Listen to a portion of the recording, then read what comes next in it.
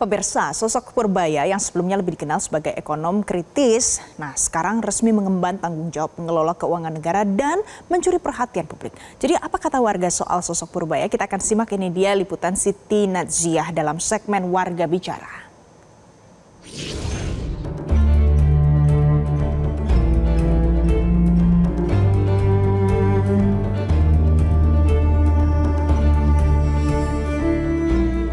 Presiden Prabowo Subianto melantik Menteri Purbaya sebagai Menteri Keuangan menggantikan Sri Mulyani. Ini karena Presiden melihat dari visi misi dari Menteri Purbaya yang kerap berani dan juga memandang teguh ketidakpastian global yang ada di Indonesia ini. Menteri Purbaya juga dikenal di kalangan masyarakat sebagai Menteri Koboi. Hal ini karena beberapa kebijakan dan juga gaya berbicaranya yang lugas dan juga berani membuat dirinya itu dikenal sebagai Menteri Koboi. Meski bergaya ala koboi, kita akan tanya ke beberapa masyarakat mengenai gaya 1 bulan pemerintahan dari Menteri Keuangan, yaitu Purbaya. Ya, halo Kak. Kak, izin boleh nanya sebentar, mungkin minta tanggapannya. Ini kan Menteri Purbaya kemarin baru aja dilantik ya, dan jadi Menteri Keuangan. Nah, menurut Kakak bagaimana dengan gayanya yang koboi dan belak-belakan itu? Menurut saya cukup baik sih. Walaupun gayanya ini, kalau misalkan gayanya seperti itu, kalau misalkan kinerjanya baik, ya mungkin baik ya. Jadi dengan gayanya yang berani dan juga belak-belakan terhadap kepemimpinannya sebagai Menteri Keuangan, itu berarti baik ya menurut masyarakat? Kalau misalkan menurut saya, kalau misalkan memang kerjanya baik, kalau misalkan memang kinerjanya baik, ya mau penampilan apa saja, menurut saya baik sih. Kalau kakaknya sendiri gimana? Harapannya dalam mengelola kembali uang negara itu bisa menemukan kasus-kasus korupsi yang lebih banyak dan banyak yang mengendap masalah-masalah untuk negara ini, sehingga masalah tersebut diselesaikan dan menjadi uang masyarakat kembali bersih dan dipakai untuk yang terbaik bagi masyarakat. Kalau dari gaya nyentriknya ala Menteri Keuangan Purbaya nih, yang koboi dan juga lugas, tegas, belak-belakan, berani gitu. Nah, menurut Mas sendiri sebagai masyarakat? Menurut saya sendiri, kalau misalkan memang itu belak-belakan untuk kebaikan dan kebenaran, itu harus diacungi jempol ya Mbak ya. Masyarakat berharap agar kehadiran Menteri Keuangan Purbaya ini dapat membawa ekonomi Indonesia ini ke arah yang lebih baik dan juga lebih maju. Dari Jakarta, Rizky Nadziah, Firmansyah, Metro TV. Jadi pemirsa, kehadiran Purbaya ini nampaknya membawa semangat baru dalam kebijakan fiskal nasional. Nah, benarkah gaya komunikatif dan juga keterbukaan dalam menjelaskan kebijakan ini bisa memperkuat kepercayaan publik terhadap pemerintah? Kita akan bahas hari ini bersama pakar komunikasi politik, ada Effendi Ghazali, dan juga analis kebijakan ekonomi Apindo Ajib Hamdani. Mas Effendi, selamat pagi. Pak Ajib, selamat pagi. Selamat pagi. Selamat pagi, Valen. Selamat pagi, Pak Ajib. Kita hari ini akan analisa bagaimana gaya komunikasi Purbaya Yudisadewa dan juga apa dampaknya untuk setiap kebijakan yang kemudian bermanfaat untuk pelaku usaha. Saya mau ke Mas Effendi terlebih dahulu. Mas Effendi, jadi gaya komunikasi seperti ini itu memang apa adanya seorang Purbaya Yudisadewa, atau Anda bisa merasakan ini mungkin adalah pencitraan yang juga sedang dibangun untuk publik, Mas Effendi? Jadi ada 3 hal. Yang pertama, setiap penampilan itu tentu tergantung pada posisinya.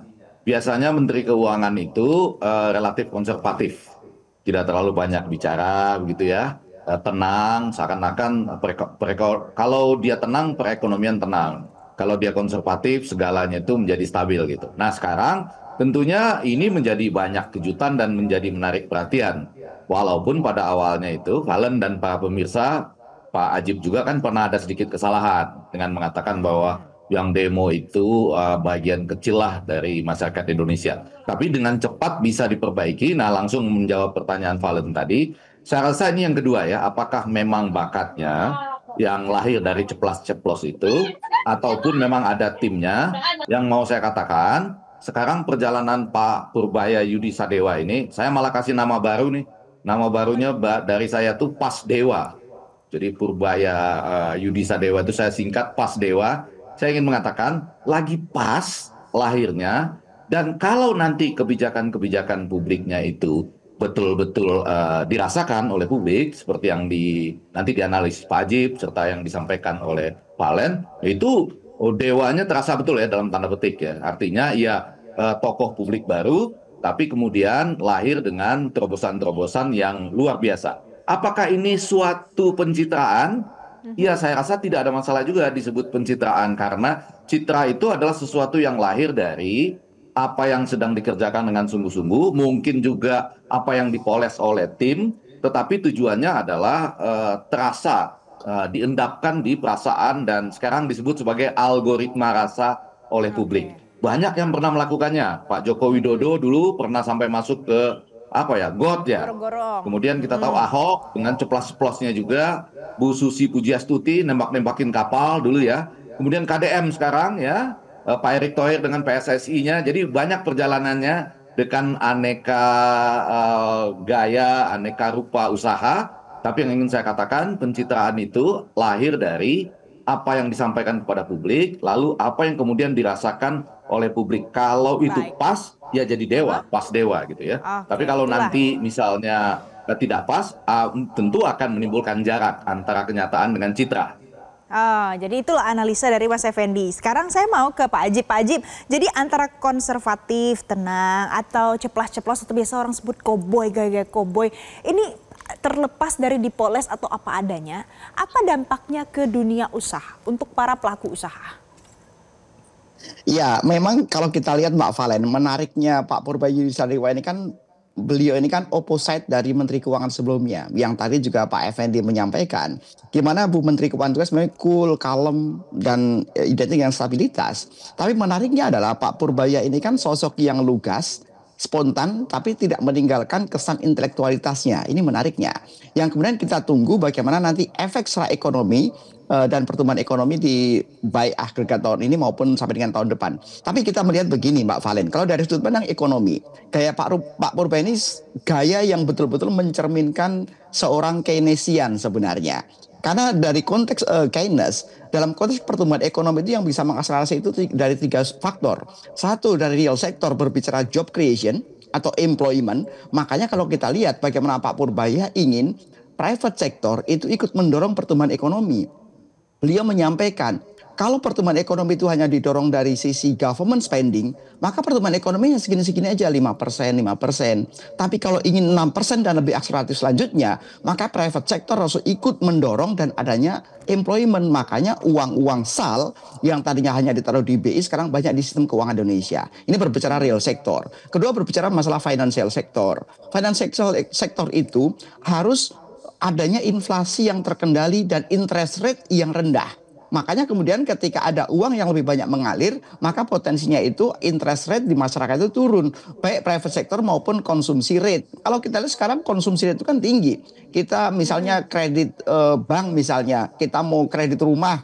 Itu kalau kita udah lewat masa-masa promo bunga, maka promo bunga kita akan floating, maka itu pasti double digit. Itu dari sisi financial sector. Kemudian dari monetary sector. Monetary sector itu kalau pertumbuhan ekonomi ingin tinggi, maka harus ada likuiditas yang banyak mengalir di masyarakat. Nah, kalau kita lihat bagaimana 3 sudut pandang dan 3 variabel pendorong pertumbuhan ekonomi, maka gaya ekonomi Pak Purba ini gaya seorang Keynesian sebenarnya. Nah, tinggal seperti tadi kata Pak Effendi tadi, kita akan tunggu akhir tahun ini kalau pertumbuhan ekonomi bisa mencapai minimal 5,2% secara agregat. Kalau tahun depan itu kan pertumbuhan ekonomi secara konservatif, pemerintah dan DPR itu sepakat dengan di kerangka ekonomi makro dan pokok-pokok kebijakan fiskal itu hanya 5,4%. Tapi Pak Purbaya menyampaikan bahwa potensi pertumbuhan ekonomi itu potensi mencapai 6% tahun depan. Nah, kita tunggu. Kalau gaya kepemimpinan seorang Purbayudhisadewa itu betul-betul efektif dan manjur dan bisa mencapai pertumbuhan ekonomi lebih di atas kerangka ekonomi makro yang ada, maka seperti kata Pak Effendi tadi, beliau ini dalam momen yang pas bisa menjadi seorang dewa itu, pas dewa. Kira-kira begitu ya, Mbak Valen ya. Asal-usul ada kemudian istilah dari Mas Effendi pas dewa tadi. Tapi saya mau balik lagi ke Mas Effendi. Mas Effendi, apakah mungkin publik itu bisa jadi trauma gitu bahasanya? Karena sebelum-sebelumnya tadi Anda sebut Ahok.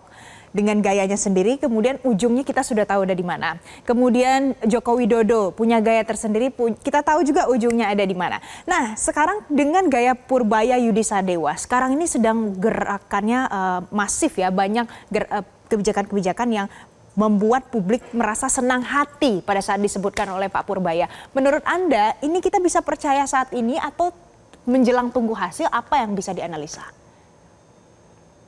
Saya ingin mencoba percaya, tapi mencatat 3 hal. Hal pertama adalah bagaimana dia mencoba ya memperbaiki beberapa kalimat sebelumnya. Dan kemudian ini agak menarik nih, Valen juga Pak Bang Ajib dan seluruh pemirsa. Bagaimana misalnya dia dengan cepat memutus dalam tanda petik hubungan sebagai orang binaan, orang titipan atau semacam orang dari Pak Luhut lah gitu ya. Dia dengan baik pada waktu itu memutusnya ketika ada program family office ya. Kita tahu family office itu berarti ada orang yang hartanya luar biasa gitu, kemudian diajak masuk ke Indonesia, diberikan kemudian dengan harapan menggerakkan ekonomi kita ya, bisa membuka pasar, multiplier effect dan lain-lain. Tetapi kata Pak Dewa ini, Pak Purbaya, dia mengatakan bahwa enggak, katanya kalau itu jangan pakai APBN gitu ya. Silakan jalan tapi jangan pakai APBN. Nah, kemudian diberitakan bahwa dia seakan-akan tidak bertegur sapa dengan Pak Luhut ya dalam ada pertemuan di istana lah, sidang kabinet gitu. Nah, dia memutus sesuatu yang penting bagi publik gitu.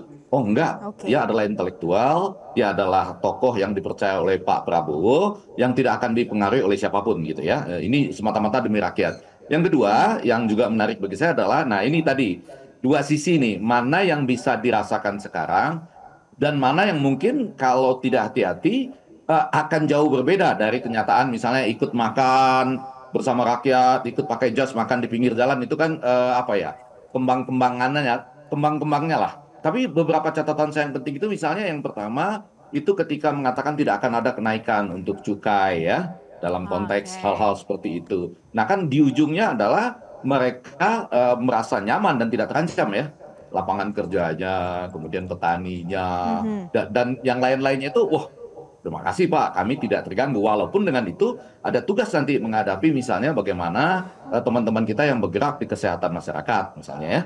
Tidak boleh menggunakan rokok atau hal-hal lain misalnya dan sebagainya itu di ruang publik. Nah, yang ketiga yang agak masalah kemudian tentu hal-hal kecil kalian misalnya mau menertibkan pasar Senen dari misalnya itu pakaian-pakaian bekas impor ilegal.